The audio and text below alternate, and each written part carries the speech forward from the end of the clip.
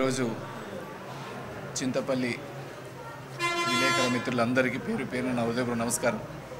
నాతో పాటు ఇక్కడ ఉన్న లాలు నాయక్ గారికి, రాములన్న గారికి, కన్వీనర్ కృష్ణ గారికి, ఎంపీటీసీ అనిత గారికి, ఇక్కడికి విచ్చేసిన అందరికీ కూడా పేరు పేరున ధన్యవాదాలు. ఈరోజు మీ అందరికీ తెలుసు, రేపు నల్లగొండలో కాషాయ జెండా ఎగరేయబోతూ ఉందని. ఎందుకంటే ప్రజలు కొత్తని కోరుకుంటా ఉన్నారు. అది కాకుండా మోడీ గారు మాకు కావాలంటా ఉన్నారు. నల్లగొండ ఉద్యమాల కిల్ల. నల్లగొండ ఏ మార్పు అయినా నల్లగొండలో వస్తుంది. దానికి ఇంతకుముందు ఉదాహరణలు చాలా ఉన్నాయి.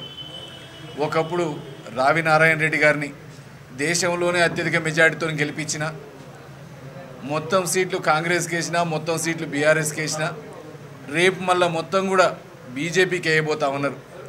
ఎందుకంటే గత 10 సంవత్సరాలుగా మోడీ గారు చేసిన అభివృద్ధి, మోడీ గారు అయితేనే ఈ దేశం ప్రశాంతంగా ఉంటుంది, ఈ దేశం అభివృద్ధి జరుగుతుంది అని ప్రతి ఒక్కళ్ళు అనుకుంటా ఉన్నారు. ఎందుకంటే ఇంతకుముందు చూసిండ్రు, కాంగ్రెస్ను చూసిండ్రు, ఎంతసేపు స్కాములు తప్ప వేరే పని లేదు వాళ్ళకి. దాచుకోవటం, దోచుకోవటం, తర్వాత పైనుంచి కింది దాకా వారసత్వం. ఎవరు రాహుల్ గాంధీ దగ్గర నుంచి రఘువీర్ దాకా చూస్తే ఎంతసేపటికి చెట్టు పేరు అమ్ముకొని కాయలు అమ్ముకోవడం తప్ప, చెట్టు పేరు చెప్పుకొని కాయలు అమ్ముకోవడం తప్ప వాళ్ళ సొంతంగా ఏం చేసినాం అనేది లేదు. దాని గురించే ఈరోజు మోడీ గారికి ఎదురుగా రాహుల్ గాంధీ గారిని చూసే పరిస్థితి లేదు. ఎవరు పట్టినా ఎలక్షన్ ఏం ఎలక్షన్ అంటే మోడీ గారి ఎలక్షనే అంటూ ఉన్నారు. ఇది భారతదేశ ఎలక్షన్ కాదు. మోడీ గారు మళ్ళీ రావడానికి, మోడీ గారు 400 సీట్లు గెలవడానికి, 400లో నల్లగొండ కోసం వచ్చిన, నల్లగొండను కూడా గెలిపించడానికి వచ్చిన ఎలక్షన్ అంటా ఉన్నారు. ఇక కాంగ్రెస్ పరిస్థితి తెలుసు మీకు.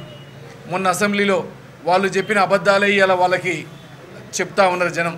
మీ అబద్ధాలను చూసి ఓటేసినాం, ఈరోజు మీకు మళ్ళీ బుద్ధి చెప్తామని క్లియర్గా చెప్తా ఉన్నారు. అబద్ధాలు చెప్పటం, ఈరోజు గుడి కనపడగానే ఓట్లేసి చెప్పటం, మేము చేస్తాం మళ్ళీ చేస్తామని అంటే మళ్ళొక అబద్ధం చెప్తా ఉన్నారు. వీటన్నిటిని ప్రజలు గమనిస్తూ ఉన్నారు.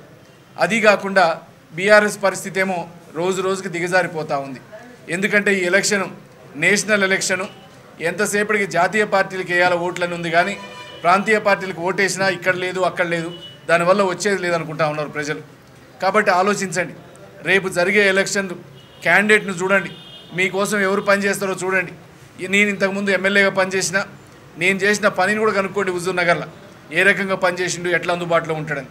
కాబట్టి అందుబాటులో ఉండి మీలాగా పుట్టి మీలాగా పెరిగిన నాయకుడు కావాలన్నా, ఎక్కడో గోల్డెన్ స్పూన్లతో పుట్టి తండ్రుల పేరు చెప్పుకొని వచ్చే నాయకులు కావాలన్నా ఒక్కసారి ఆలోచించండి.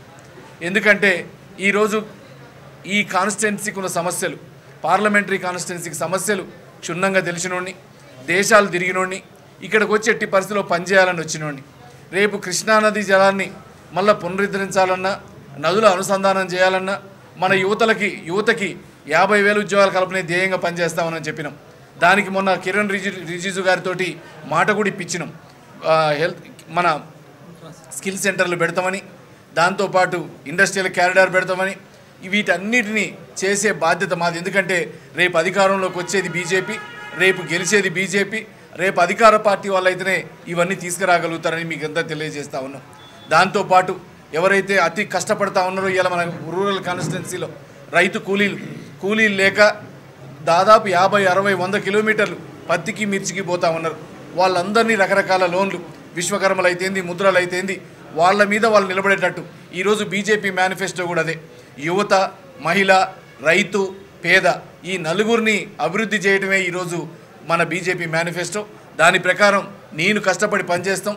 ఈడున్న కష్టాలని తీరవడానికి ఖచ్చితంగా మా వంతు సాయంగా మోడీ గారి ప్రతినిధిగా పనిచేస్తామని తెలియజేస్తూ ఉన్నాం. కాబట్టి ఇది ఒకటే కాదు, ఎప్పటి నుంచో దేవరాయకొండ అని గుర్తుంది. ఆ దేవరాయకొండ అభివృద్ధికి కానీ, కోట అభివృద్ధికి కానీ, దేవరకొండకి రైల్వే లైన్ కోసం కానీ, హాలియా నుంచి దాచేపల్లికి ఉన్న రైల్వే లైను ఏదైతే పేపర్ల మీద ఉందో దాన్ని నిజరు చేయటం కానీ, కొత్త రైల్వే స్టేషన్లు ఈరోజు నల్గొండలో ఇచ్చిన, మిర్యాలగూడలో ఇచ్చిన, దాదాపు హైవేలు మీరు చూస్తూనే ఉన్నారు. ఈరోజు జడ్చర్ల నుంచి దాదాపు కోదాడ దాకా వేసిన హైవేలు కానీ, ఇన్ని హైవేలు, ఇన్ని రైల్వే లైన్లు వేసిన చరిత్ర ఈ స్వాతంత్రం వచ్చిన కానీ ఎవరు చేయలే. కాబట్టి మీరు ఆలోచించండి, 9 లక్షల కోట్లతోటి 10 ఏళ్లలో చేసిన మోడీ గారు కావాలన్నా, అబద్ధాల మాటలు, అబద్ధపు స్కీములు పెట్టేటోళ్ళు కావాలన్నా, ఎంతసేపు ఉచితాలని జనాలని మభ్యపెట్టేవాళ్ళు కావాలన్నా, జనాల్ని పైకి తెచ్చేవాళ్ళు కావాలన్నా మీరందరూ ఆలోచించాలా. 24 గంటలు మనమే మన కుటుంబంగా, దేశంలో మోడీ గారి కుటుంబం అంటే 140 కోట్ల ప్రజలే కుటుంబంగా మన కోసమే పుట్టి మన కోసమే బతుకుతున్న మోడీ గారి కోటేయాలన్నా, ఇవాళ దేశ సమస్యలు రామాలయం కానీ, 370 ఆర్టికల్ కానీ, సిఏఏ కానీ వీటన్నిటినీ చేసిన నాయకుడు కావాలన్నా, ఎప్పుడు సమస్యలను చూపెట్టి ఓట్లు అడిగేటోళ్ళు కావాలన్నా మీరందరూ కూడా నిర్ణయించుకొని రేపు ఒక మంచి నిర్ణయం తీసుకొని కమలం గుర్తు మీద ఓటేసి ఈరోజు నల్లగొండ మీద కాషాయ జెండా ఎగరేయాలని మీ అందరినీ కూడా కోరుకుంటా ఉన్నాం. భారత్ మాతాకి.